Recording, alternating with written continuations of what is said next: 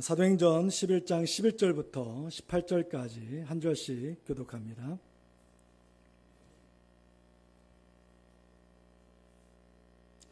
마침 세 사람이 내가 유숙한 집에 서 있으니 가이사랴에서 내게로 보낸 사람이라.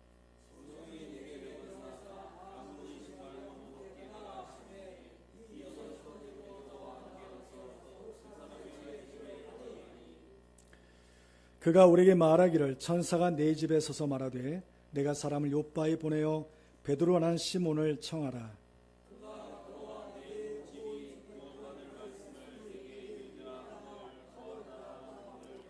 내가 말을 시작할 때 성령이 그들에게 임하시기를 처음 우리에게 하신 것과 같이 하는지라.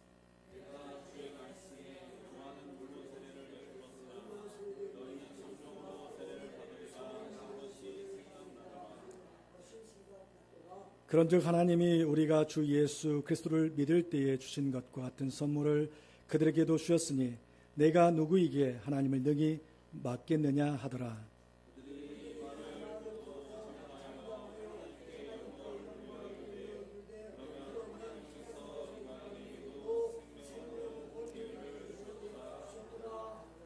아멘.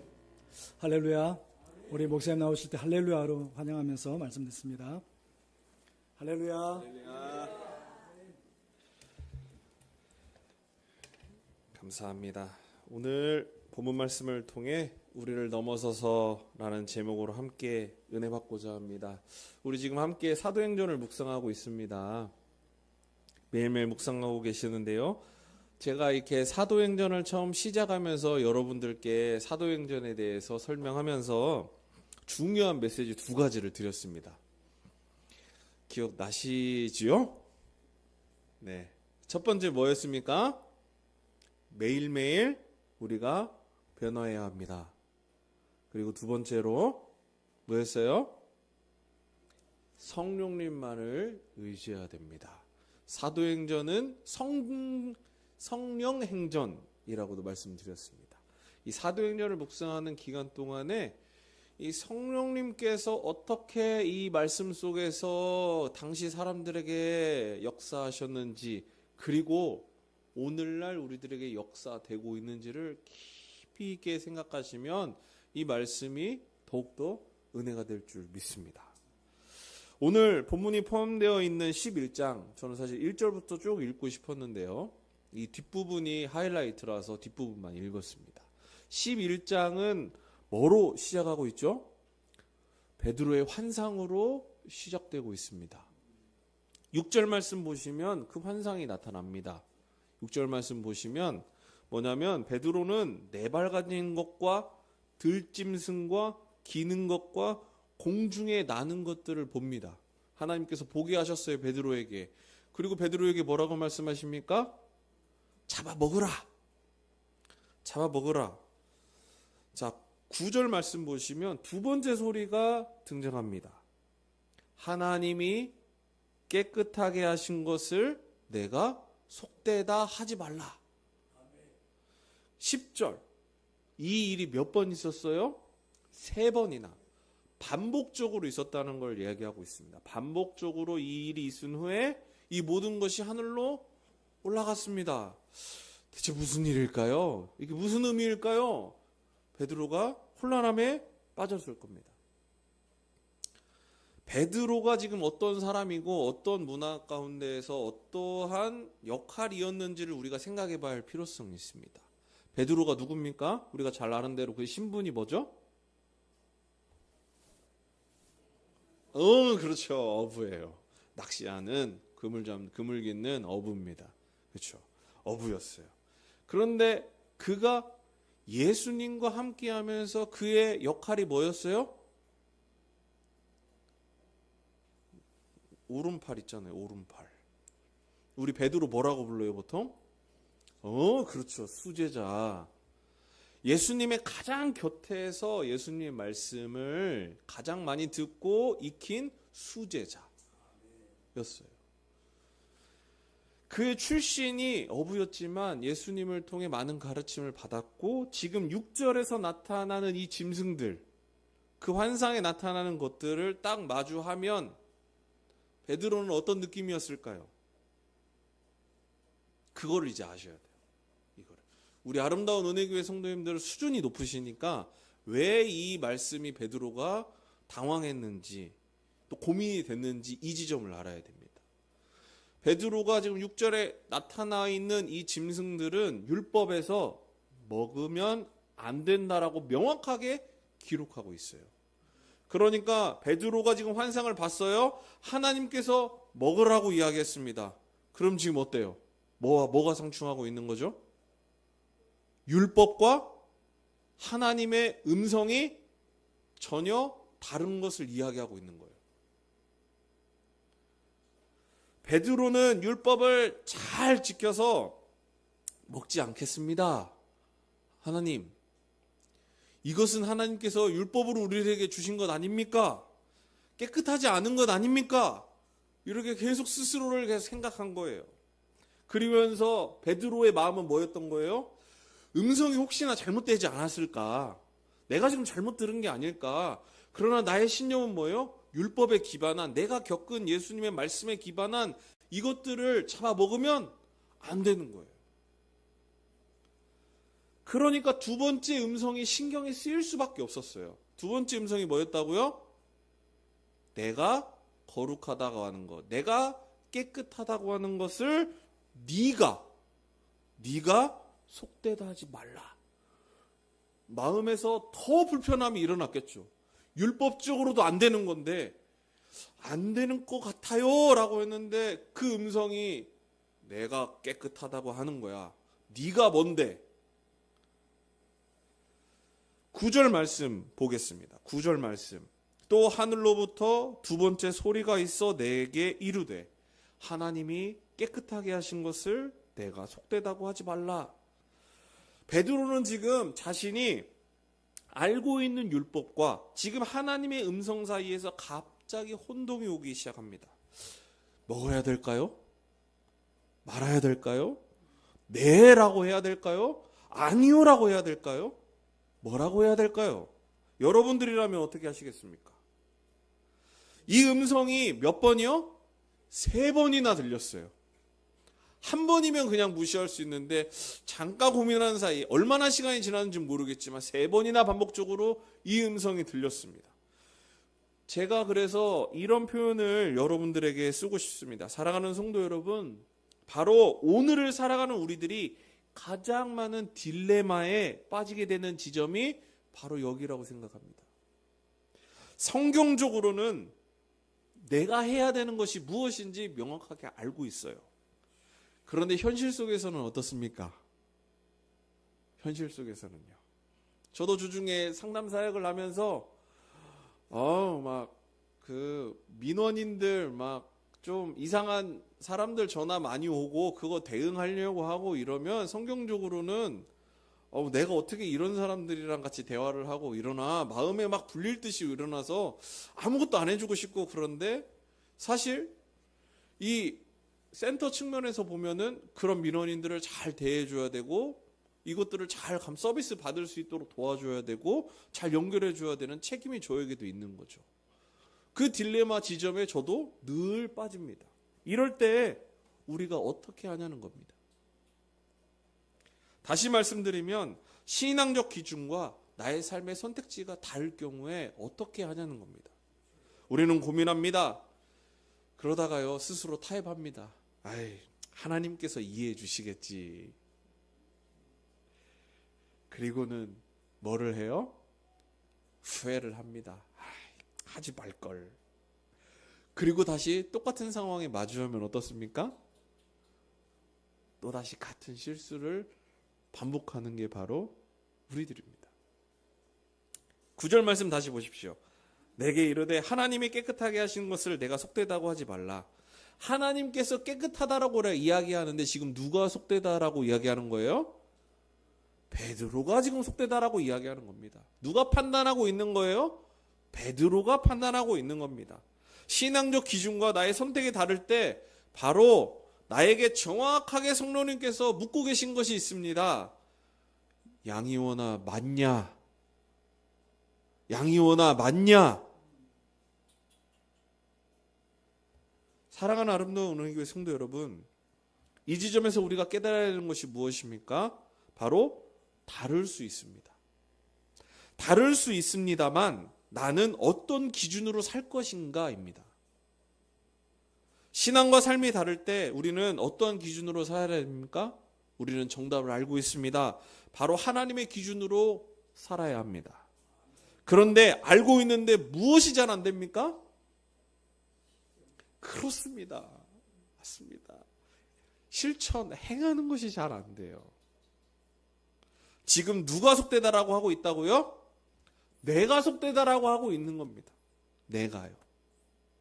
하나님께서는 그래, 내가 이 아름다운 은혜교를 통해서 신섭본 담임 목사님과 여러 목회자들을 통해 새 시대의 새로운 형태의 교회를 이루시겠다라는 놀라운 계획을 보여주고 계시는데 지금 누가 아니라고 하는 거예요? 아유, 목사님. 아유, 집사님. 결코 아닙니다. 인간적인 눈으로는요, 여기 계신 분들 보면 생산의 능력이 저하되어 보일 수 있습니다. 평균 연령도 높고요, 연세도 많이 드셨고요, 재빠르거나 대처 능력이 좋아 보이지 않을 수도 있습니다. 그건 어느 기준입니까? 바로 나의 기준이에요. 세상적인 기준이고 인간적인 기준입니다. 그러나 하나님께서 우리들에게 말씀하시는 것, 그것들이 꼭 필요할까요? 필요할 수도 있습니다. 대처하는 능력도 좋아야 되고 재빨리 뭔가를 해야 되는 것도 있어야 되고 뭔가 잘 꾸미고 뭐 이런 것들도 잘 기술적으로도 잘 유지해야 되는 능력들이 교회 가운데 필요한 것도 있습니다. 그건 누가 하면 됩니까? 젊은 양목사가 하면 됩니다. 그 다음 젊은 김진기 선교사님이 하시면 됩니다. 이런 데 아멘 한번 해주세요. 김선교사님 부담 좀 가지시게. 그러나 하나님께서 기능적으로만 우리를 찾으시는 게 아니라는 것입니다. 하나님께서 깨끗하다라고 하는 것을 깨끗하다는 것으로 믿고 받아들여야 되는 것입니다. 믿으십니까? 이런 기능의 유무와 수준의 높낮이를 이야기하는 것이 아닙니다. 바로 담임 목사님께서 늘 말씀하시는, 한결같이 이야기하시는 어떠한 그리스도인이요? 순종과 불순종의 성경의 역사를 얘기하듯이 순종하는 그리스도인을 계속 부르고 계시다는 것입니다.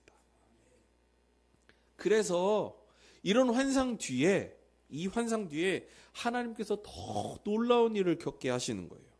그 다음 11절 말씀 보십시오. 11절 말씀.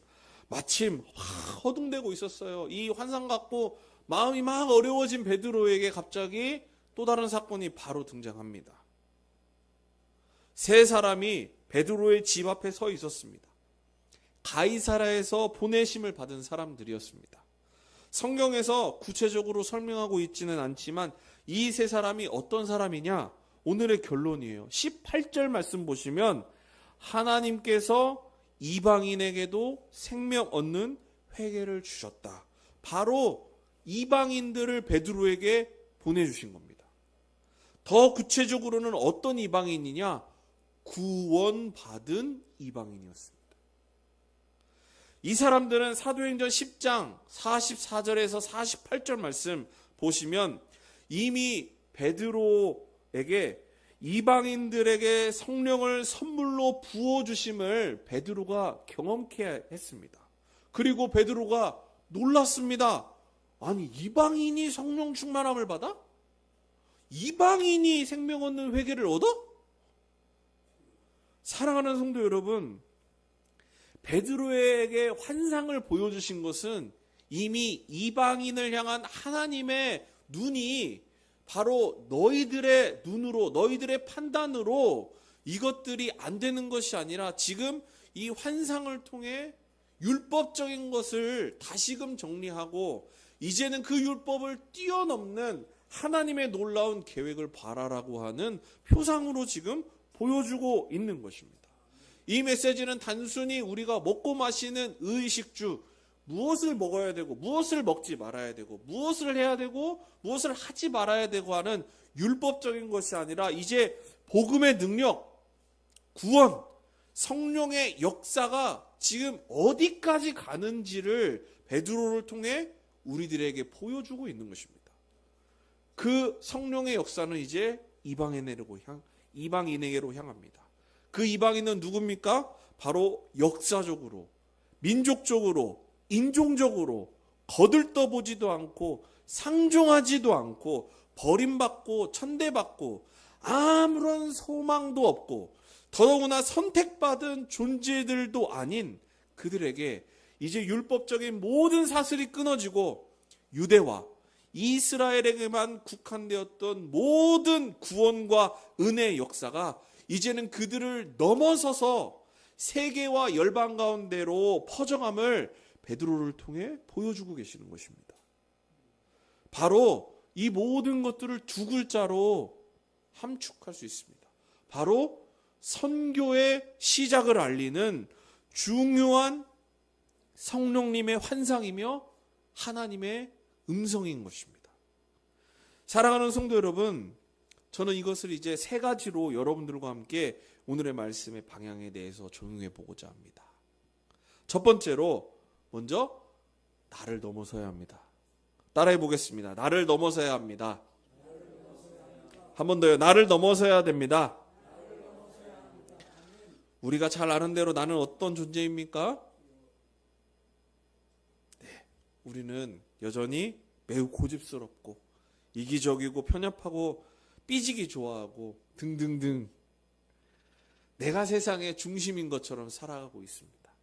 얼마나 어리석은 생각인 줄 다들 잘 아실 겁니다. 앞서 말씀드린 대로 내 기준대로 계속 하나님을 바라보고 하나님의 역사를 이해하려고 합니다. 그런데 이것은 조금 우리가 다르게 접근해야 될 필요가 있습니다. 하나님께서 오늘 이 시간에도 우리들에게 말씀하시는 바는 아까 말씀드렸듯이 기능적인 면을 우리들에게 요구하시는 것이 아니라 바로 순종을 우리들에게 요구하고 계시는 것입니다. 하나님께서 말씀하시는 것을 즉시로 아멘으로 화답하고 순종하는 나를 하나님께서 바라고 계실 줄 믿습니다. 그런데 뭐예요? 순종하기가 제일 어렵죠. 우리는 순종, 아멘, 하나님 제가 하겠습니다 라고 말을 한 그 뒤가 우리는 염려되기 때문에 그 순간 순종하기가 너무 어려운 거예요. 하나님께서 우리들에게 바라시는 건 뭐예요? 순종, 아멘, 그 다음에 네가 어떠한 걸 해야 되고 이걸 해야 되고 저걸 해야 되고 이것도 해야 되고 저것도 해야 되고 그 수많은 굴레를 짚고 가는 것이 아니라 그 순간 아멘으로 화답할 때 그 다음은 누가 책임져 주세요? 하나님께서 책임져 주신다는 사실을 꼭 믿으시기 바랍니다. 베드로가요, 우리가 지난 시간 계속 봤듯이 사도 바울처럼 능력이 출중하고 수준도 아주 대단한 사람이었더라면 훨씬 더 많은 일을 했을 것이다. 아니요. 하나님께서 예수 그리스도를 통해서 베드로를 부르시고 그 베드로를 통해서 그가 모든 그물을 버려두고 즉시로 예수 그리스도를 따랐기 때문에 그 뒤에 수제자라는 별명까지 얻을 수 있었습니다.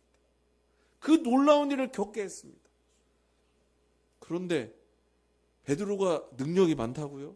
베드로가 좋은 자질을 가졌습니까? 아니요. 그는 성경 안에서도 열심히 아주 너무 과도한 사람이었고 화도 많고 분노도 많았던 사람이에요. 그런데도 그런 사람도 예수님께서 부르셔서 쓰셨다는 것입니다. 그러니 사랑하는 성도 여러분, 나를 넘어서는 것이 가장 어렵죠. 그런데 우리 아름다운 은혜교회 성도님들께서는 그 어려운 나를 넘어서실 수 있기를 주님의 이름으로 축복합니다. 두 번째로 무엇을 넘어서야 돼요? 우리를 넘어서야 됩니다. 나를 넘어서는 건 나 혼자 하면 돼요. 나 혼자의 씨름이에요. 그런데 우리가 되는 순간 어때요? 갑자기 책임감은 조금 약해지고 마음이 조금 담대해지기 시작합니다. 그래서 나 한 사람이면 괜찮겠지라고 우리가 쉽게 마음을 가집니다. 그러니까 뭐가 안 달라져요? 우리가 안 달라져요. 우리가. 그룹이 되고 집단이 되면 의견이 분분해집니다. 그래서 옛 속담에 무슨 속담이 있죠? 사공이 많으면 배가 어디로 가요? 예, 산으로 갑니다. 사공이 많은데 배가 산으로 가는 게 너무 안타까운 일 아니겠어요? 사공이 많으면 목적지까지 더 빨리 갈 수 있잖아요. 그런데 사공이 많은데 배가 산으로 간대요. 안타까운 일입니다. 우리가 그래서는 안 됩니다. 우리가 한마음 한뜻으로 같은 목적을 가지기가 매우 어렵습니다. 그러다 어렵다고 포기해서는 안 됩니다. 제가 잘은 모르겠지만 이 교회에 많은 어려움이 있었다고 들었습니다. 우리 교회뿐만이겠습니까?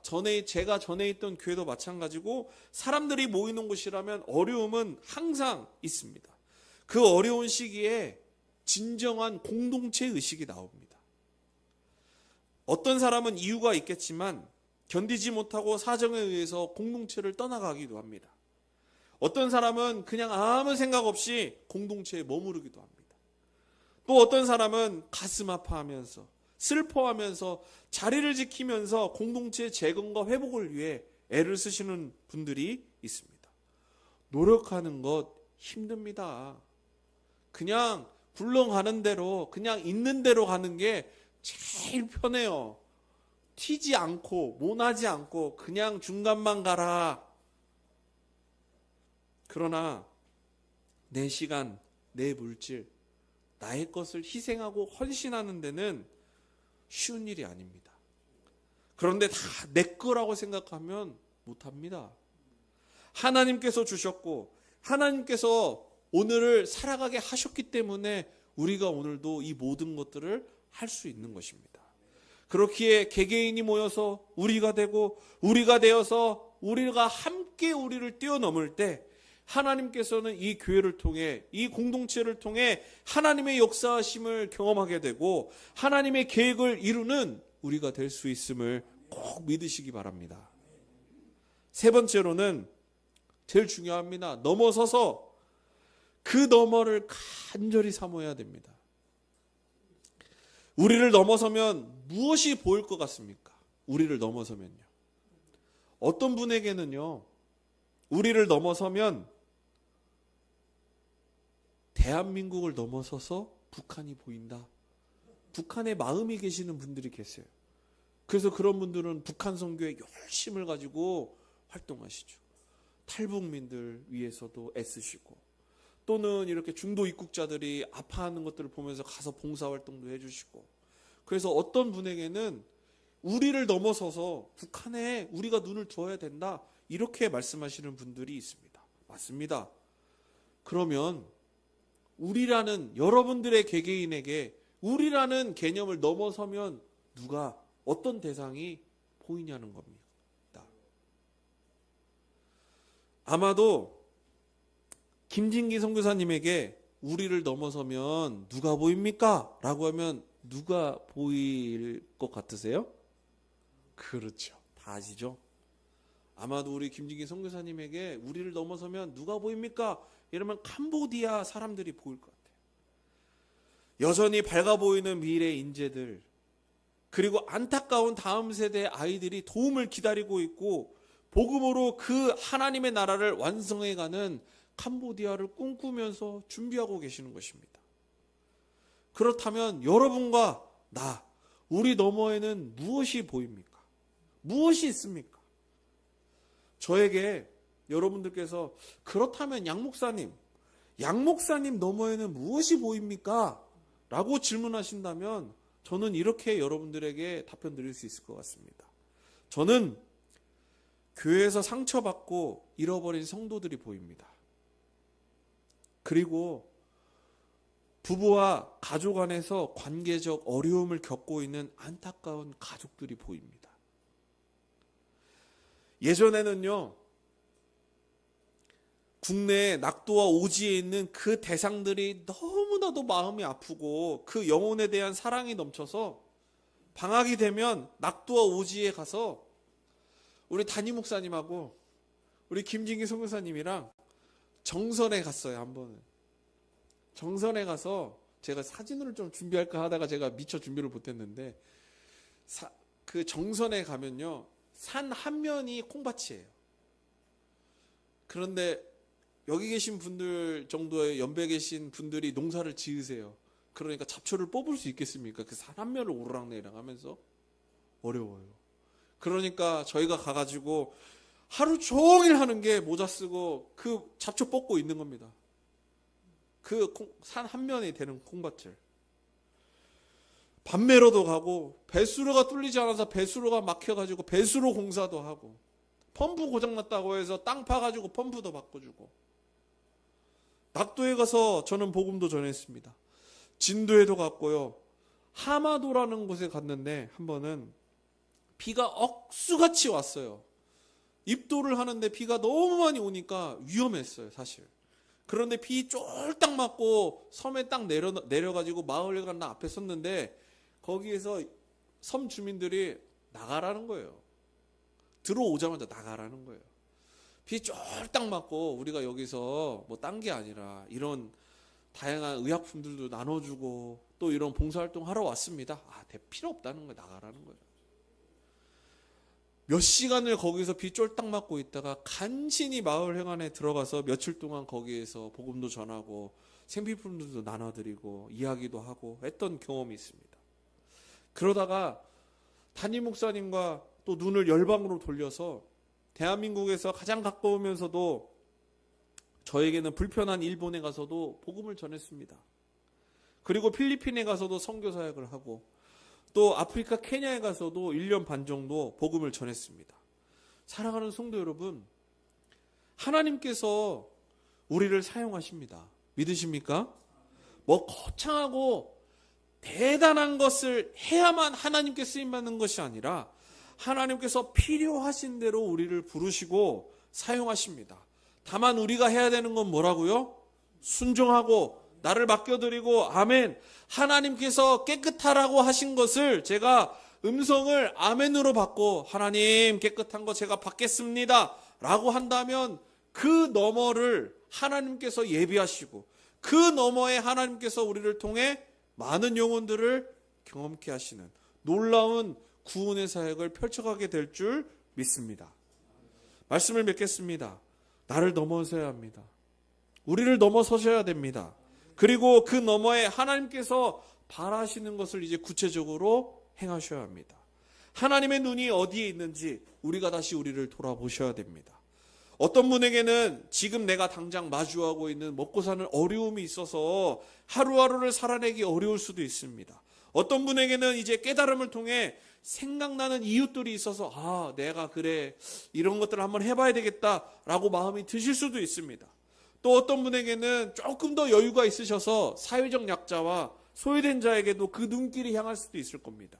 어떤 분에게는 지금 막 불릴 듯이 일어나는 놀라운 복음의 역사가 이제 세계와 열방 가운데로 향하게 될 줄 믿습니다. 하나님께서 각 사람에게 보게 하신 그 대상 넘어 그 대상은 바로 우리가 품고 기도하고 감당해야 될 대상인 것입니다. 지금 우리가 성경 쓰기를 하고 있습니다. 성경 쓰기를 하고 있는데요. 쓰기책이 참 예쁘게 생겼더라고요. 예쁘게 생겨가지고요. 딱 꽂아놓기 좋게 생겼더라고요. 잘 꽂아놓으시고 예쁘게 잘 보라고 저희가 필사 성경을 드린 것이 아니라 잘 쓰셔야 됩니다. 단순히 쓰는 게 아니라 우리 교회 올해 목표가 뭐죠? 우리 교회 목표가 뭐죠? 네, 맞습니다. 주의 말씀대로 살다. 주의 말씀대로 쓰시고 사셔야 됩니다. 믿으십니까? 베드로, 그는 환상을 통해서 분명히 하나님의 음성을 들었습니다. 스스로 자신에 매어버린 사람이 되었습니다. 예비된 사람들을 통해서 성령님께서는 드디어 이스라엘 민족 이외에도 복음이 증거되고 그들도 예수 그리스도를 믿고 성령 충만함으로 거듭나서 구원받을 수 있는 놀라운 역사가 펼쳐져감을 경험케 하셨고 지금 우리들에게 그 사건을 보게 하셨습니다. 오늘 우리에게 이러한 놀라운 역사를 경험케 하실 줄 믿습니다. 그러니 이제 내가 살아내야 됩니다. 이 한 주간도 사랑하는 모든 성도님들의 삶과 가정이 매일매일 변화되시기를 축복하고 하나님을 향한 놀라운 사랑의 행함이 나타나서 나에게 맡겨진 영혼들을 위해 기도하시고 그들을 주께로 인도해낼 수 있는 놀라운 일들이 경험되어지시기를 주님의 이름으로 축원합니다. 기도하시겠습니다.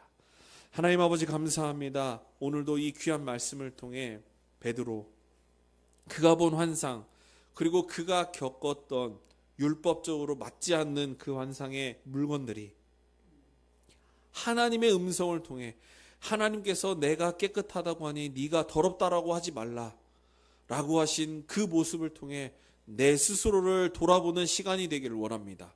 하나님께서 분명히 나에게 맡겨주셨고 나에게 바라고 계시고 나에게 명령하신 그것들을 하나님 제가요 이만저만해서요 제가요 이래서요 라고 하면서 외면하거나 핑계대거나 하나님 소홀히 하지 않기를 원합니다.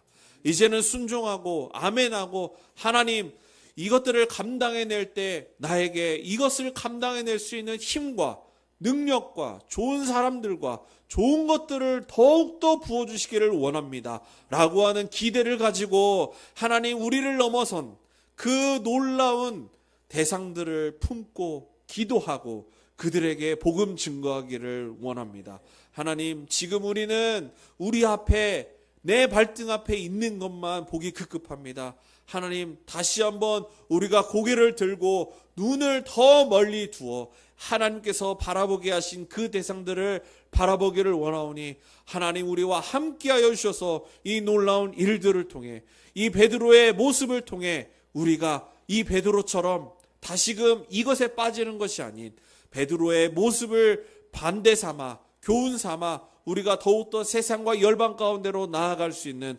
놀라운 성도들이 되길 원하오니 주여 이 한 주간도 앞으로 영원까지 이 복음 사명 감당하는 데 놀라운 일들이 펼쳐져 갈 수 있도록 우리와 함께하여 주시옵소서. 모든 것 감사드리며 이 모든 말씀 살아계신 예수 그리스도의 이름으로 기도드립니다. 아멘. 자리에 일어나셔서 찬송가 204장 함께 찬송 드리겠습니다.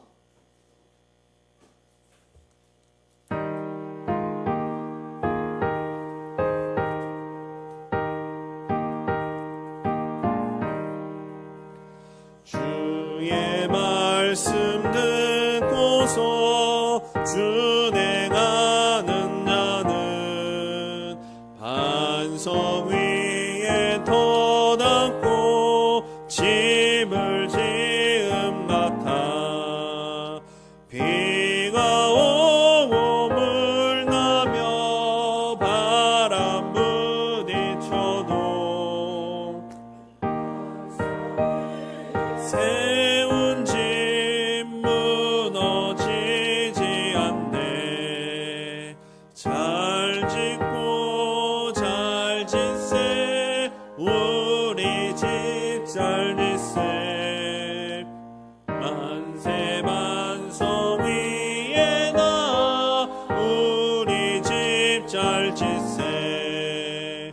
주의 말씀 듣고도 행치 않는 자는 모래 위에 터놓고 집을 지음 같아 비가 오고 물 나며 바람 부딪힐 때 모래 위에 세운 집 크게 무너지네. 잘 짓고 잘 짓세 우리 집 잘 짓세.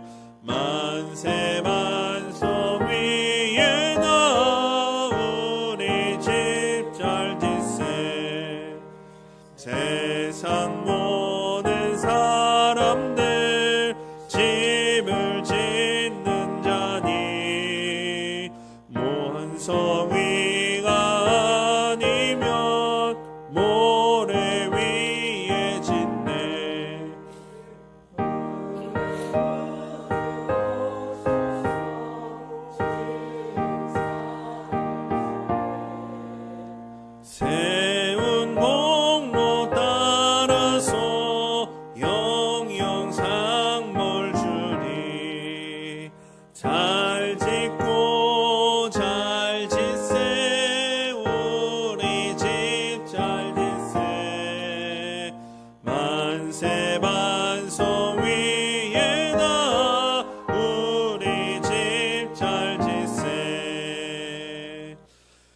여호와는 내게 복을 주시고 너를 지키시기를 원하며 여호와는 그의 얼굴을 내게로 비추사 은혜 베푸시기를 원하며 여호와는 그 얼굴을 내게로 향하여 드사 평강 주시기를 원하더라.